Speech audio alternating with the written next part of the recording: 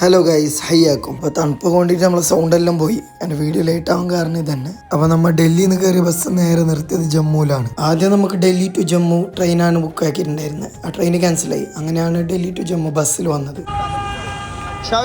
ഇതെന്താ മറ്റേ അമ്പലത്തിലെ ഇതാ.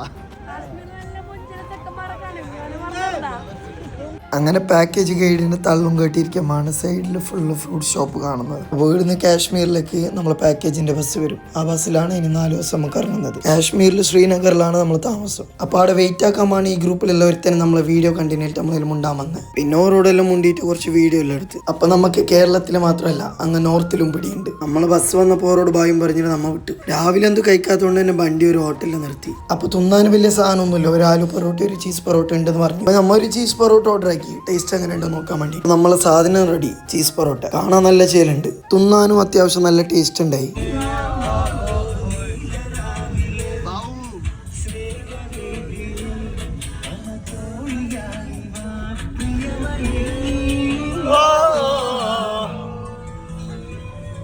ബസ്സിൽ പാട്ടും കളിയെല്ലാം കഴിഞ്ഞിട്ട് നമ്മ അങ്ങനെ ശ്രീനഗർ എത്തി. ഇതാണ് നമ്മളെ ഹോട്ടൽ. അപ്പൊ നമ്മ അവിടെ എത്തുമ്പോൾ ടെമ്പറേച്ചർ 5 ആയിരുന്നു. നല്ല തണുപ്പുണ്ടായിരുന്നു.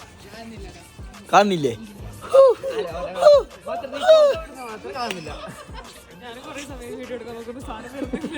ഹോട്ടലിൽ നിന്ന് ഫുഡെല്ലാം കഴിച്ച് കിടന്നുറങ്ങി. പിറ്റേ ദിവസം രാവിലെ അതാ ഈ മഞ്ഞ പർവ്വതത്തിലേക്ക് വരാനുള്ളതാണ്. അപ്പോൾ സോനാമർഗിലെ സ്നോന്റെ വിശേഷവുമായി അടുത്ത വീഡിയോയിൽ കാണാം ഗൈസ്. മസ്സലാമ.